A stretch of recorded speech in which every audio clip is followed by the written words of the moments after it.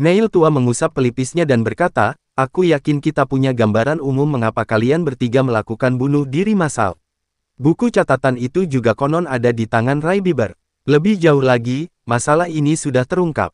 Terlepas dari apakah kamu masih hidup atau sudah mati, hal itu tidak akan mempengaruhi perkembangan selanjutnya. Aku yakin bahwa keberadaan tersembunyi atau kekuatan misterius yang menyebabkan semua ini terjadi, tidak akan memberikan perhatian khusus kepadamu. Ini sama seperti bagaimana kamu tidak akan memperhatikan seekor semut di tanah. Tentu saja, selama kamu tidak mencoba untuk membuat dia memperhatikanmu.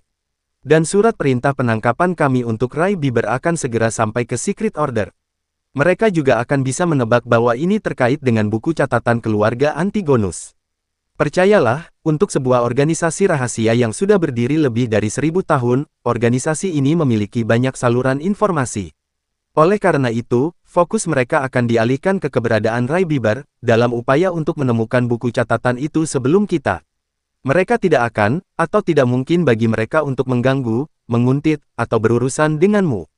Klein, selamat karena telah keluar dari bayang-bayang masa lalu. Apa yang terjadi selanjutnya adalah perjalanan baru yang penuh dengan sinar matahari.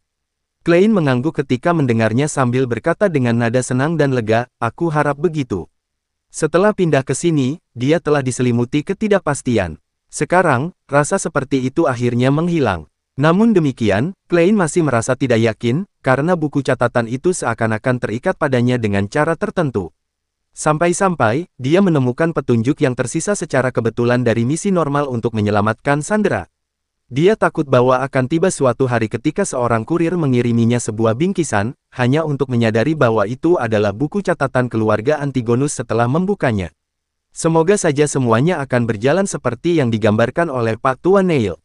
Dia berdoa dalam hati. Ketika Neil tua mendengar jawabannya, dia langsung mencemooh. Kamu sepertinya bukan penganut Dewi yang taat. Pada saat ini, bukankah seharusnya kamu menggambar tanda bulan merah di dadamu dan berkata semoga Dewi memberkati kita? Tuan Neil, Anda juga tidak terlihat seperti seorang pemuja yang taat. Seorang pemuja sejati tidak akan mengatakan, apa yang akan terjadi selanjutnya adalah sebuah perjalanan baru yang penuh dengan sinar matahari. Catatan dari Kang Admin, maksud kalimat di atas adalah, ada dewa yang memiliki otoritas dan penguasaan pada pathway matahari, sedangkan Dewi memiliki jalur malam, kegelapan, kengerian, dan bencana. Jadi dengan menyebut kata-kata yang berisi harapan dengan sentuhan akhir diliputi sinar matahari, itu bagaikan sedang berharap berkah dari dewa yang lain. Lanjut ke cerita. Setelah mempelajari mistisisme di bawah bimbingan Neil tua, Klein telah menjalin hubungan dekat yang layak dengannya, jadi dia tidak berdiri di atas ritual untuk membalas komentar sarkastiknya. Keduanya saling bertatapan dan tertawa dengan penuh keakraban. Pada saat yang sama, mereka menepuk dada mereka 4 kali. Praise the Lady. Pada saat itu, mereka mendengar suara gerinda mesin saat pintu utama perusahaan keamanan Blackton terbuka. Nyonya Oriana yang anggun dengan rambutnya yang digelung dengan modis melangkah masuk ke ruang resepsionis dengan gaun hijau muda. Selamat pagi Tuan Neil, selamat pagi Klein. Dia memegang tas tangan kulit kecil sambil menyapa dengan tersenyum. Hari ini adalah hari yang luar biasa. Hari yang cukup baik. Selamat pagi, Oriana. Kamu masih secantik 10 tahun yang lalu, balas Neil tua sambil tertawa kecil. Mata Oriana berubah menjadi sayu saat ia menengadahkan wajahnya. Tuan Neil, cara Anda memuji masih sama menyebalkannya, dengan 10 tahun yang lalu. Dia mengucapkan kata, 10 tahun. Benarkah begitu? Neil tua menatap Klein yang bingung. Dia benar-benar memasang ekspresi bingung. Jangan pernah menyebutkan sesuatu yang akan mengingatkan para wanita akan usia mereka. Sebagai seorang pejuang medsos yang mengetahui sedikit banyak hal, Klein langsung mengerti apa yang membuat Nyonya Oriana kesal. Dia tersenyum ringan dan berkata, selamat pagi, Nyonya Oriana. Anda cantik seperti biasa. Terima kasih, lulusan Universitas Hoi yang luar biasa. Oriana tersenyum sambil mengangguk sebelum berkata, kepala pelayan tua itu sudah membayar komisi misi. Menurut peraturan kapten, setengahnya akan digunakan sebagai dana tambahan, sementara setengahnya lagi akan dibagi antara kau dan Leonard. Tapi karena kau bukan anggota resmi, kau hanya bisa mengambil 10% dari separuhnya. Datanglah nanti untuk menandatanganinya. Berapa yang dia bayar? Klein bertanya dengan gembira sambil juga merasakan cubitan. 200 pound. Dia juga menitipkan pesan, Tuan Storm yang terhormat. Saya tidak pernah membayangkan atau percaya bahwa hal ini diselesaikan begitu cepat. Ini bahkan lebih sulit daripada kita bermimpi. Mengapa perusahaan keamanan Anda begitu tidak dikenal? Ini merupakan penghinaan bagi seluruh industri. Nyonya Oriana menirukan aksen selatan kepala pelayan tua itu. Klein berpikir serius selama beberapa detik sebelum berkata dengan nada bercanda, ini sangat tidak adil bagi para penculik itu. Dua orang Beyonder telah menyelesaikan masalah dengan cepat menggunakan metode yang bisa dibilang mudah dan menyenangkan. Ini seperti orang dewasa yang menindas beberapa anak kecil dengan pakaian tempur lengkap. Mereka terlalu sial, mereka pasti kehilangan perlindungan ilahi, kata Oriana sambil tertawa pelan. Aku mengatakan kepada kepala pelayan bahwa kami hanya beruntung. Salah satu informan kami kebetulan melihat para penculik membawa anak itu ke tempat persembunyian. Oleh karena itu, jangan terlalu berharap pada kami. Kami benar-benar hanya perusahaan keamanan yang sangat biasa. Biasanya, semakin kamu menekankan bahwa sesuatu itu biasa saja, semakin luar biasa pula hal itu. Klein mengerutkan kening sambil tersenyum. Dia melihat Nyonya Oriana berjalan melewati sekat dan masuk ke ruang akuntansi. Neil tua mengerutkan bibirnya dan berkata dengan iri, kamu benar-benar anak yang beruntung. Kamu belum lama bergabung dengan kami dan sudah mendapatkan pekerjaan senilai 200 pound. Apakah itu sangat langka? Klein bertanya dengan bingung. Sebelum ini terjadi, kebiasaannya adalah mempelajari sejarah atau mistik, atau berkeliaran tanpa tujuan di luar, berharap menemukan petunjuk dengan persepsi spiritualnya. Menurut cerita Oriana, kita mungkin tidak akan mendapatkan satu pekerjaan pun selama seminggu penuh.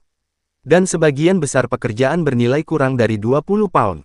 Neil tua mengusap batu bulan di pergelangan tangannya dan menghela napas. Setelah itu, dia menatap Klein dengan penuh antisipasi. Jika kamu menemukan pekerjaan serupa di masa depan, ingatlah untuk memberitahuku.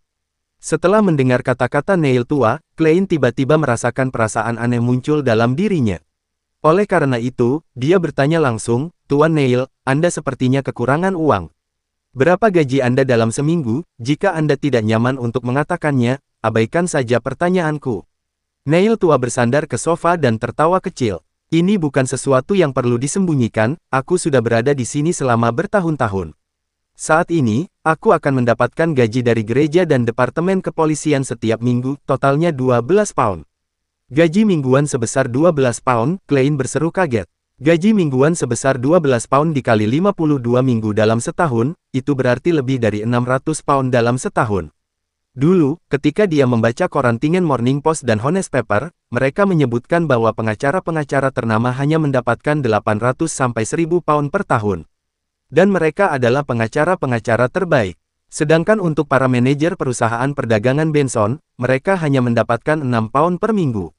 Itu sudah merupakan pekerjaan yang cukup baik.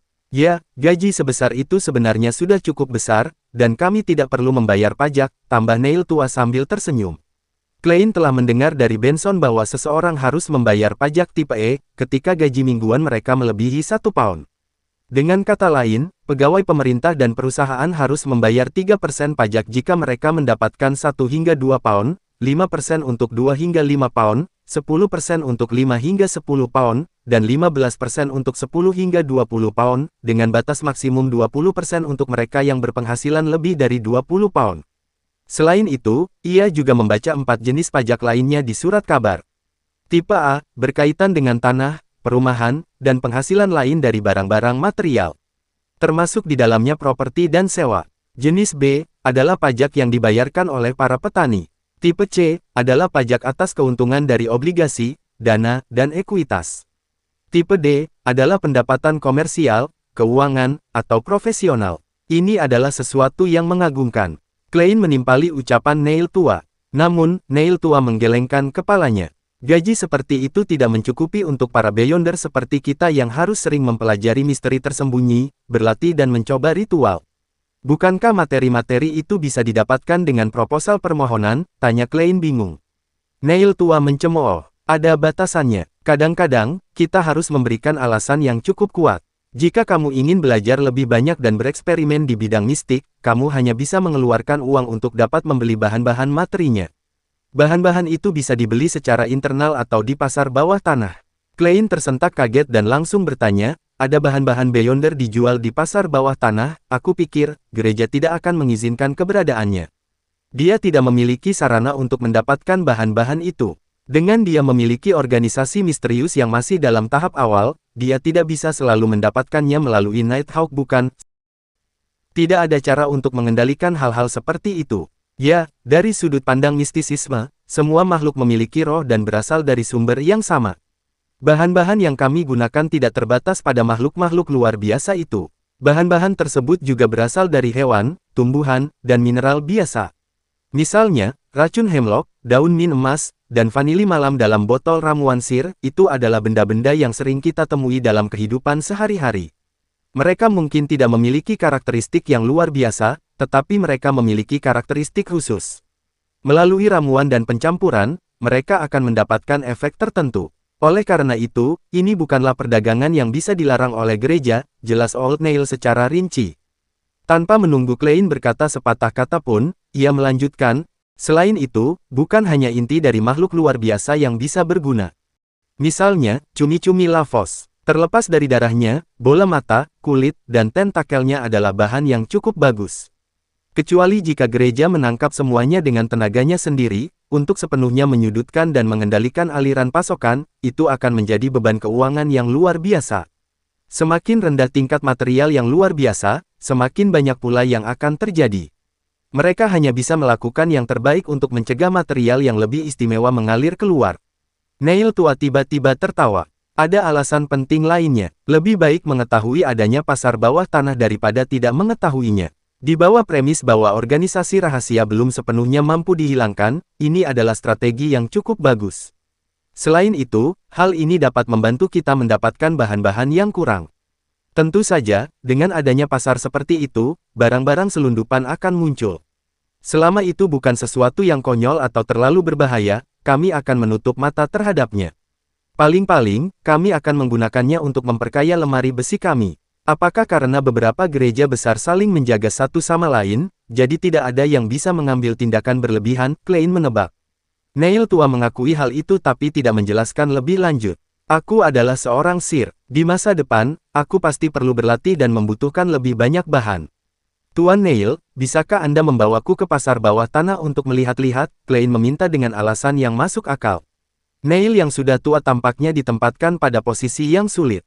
Faktanya, orang-orang yang aktif di tempat-tempat itu sebagian besar bukan Beyonders. Beberapa dari mereka mungkin bangsawan yang menyukai misteri atau orang kaya yang memiliki kecenderungan ke arah mistisisme. Baiklah. Aku punya tagihan 30 pound yang harus segera dibayar. Tidak akan nyaman bagiku untuk pergi ke sana untuk saat ini. Baiklah. Klein tidak pernah menduga alasannya adalah karena Neil tua berhutang uang. Beberapa saat kemudian, dia berkata dengan penuh pertimbangan, Tuan Neil, apakah Anda membutuhkanku untuk meminjamkan uang? Aku baru saja mendapatkan komisi 10 pound. Haha, tidak perlu. Aku bisa melunasinya sendiri. Neil tua menepuk sofa dan perlahan-lahan berdiri. Usia benar-benar musuh yang tidak bisa dilawan oleh makhluk biologis. Aku lelah setelah berjaga semalam. Ya, ulangi lagi apa yang sudah kuajarkan padamu pagi ini. Baca lebih banyak dokumen. Besok, aku akan mengajarimu dasar-dasar sihir ritual. Baiklah. Klein bangkit dan mengucapkan selamat tinggal dengan melepas topinya. Ketika Kapten Dun tidak kembali pada siang hari, Klein berpura-pura masih mencari buku catatan itu saat dia berkeliaran di jalanan lagi. Setelah mendapatkan 10 pound, dia tidak perlu lagi menunggu pencairan dana berikutnya. Dia bisa langsung menuju ke klub ramalan. Kogitasi dan penglihatan roh kadang-kadang menghasilkan gumaman dan ilusi. Hal ini membuatnya bersemangat untuk mulai beraksi.